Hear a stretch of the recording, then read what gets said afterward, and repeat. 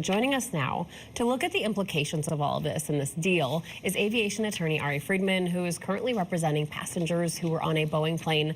You remember this one, when a door plug flew off mid-flight. Thank you for being with us, Ari. Let's start here with how this affects our audience. What does this mean, this criminal charge here, if I'm watching this unfold at home tonight? That's a great question. The bottom line is, at its core, what everyone has been looking for, all the victims of the 737 MAX crashes, is accountability from Boeing. And this plea deal simply does not deliver that. There was a very serious crime that Boeing is being offered to plead guilty to, 346 people dead, and they're essentially getting a slap on the wrist in response. So there's a lot of concern here that despite Boeing's continued failures, that they're going to be able to keep putting out a product that is going to call into question the confidence the average traveler has in their product.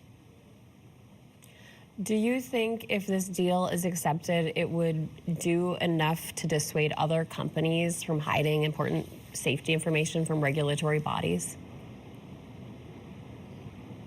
The plea deal as proposed, no, I don't. Because the 737 MAX concealment was on something that happened a lot of levels in reporting to the FAA about the MCAS system. And both the original deferred prosecution agreement and now this plea deal don't seem to have the seriousness attached to the punishment that I think a lot of people are looking for. So what would you change about it? At its outset, I'd like to see the amount of the fine and compensation Boeing has to be responsible for increased substantially. As a reminder, I believe they had to pay over $1.7 billion to their customers as part of the original deferred prosecution agreement. That's $1.7 billion to the airline companies who could not use the 737 MAX during the time it was grounded and these problems were sorted out. That is just disruption of business.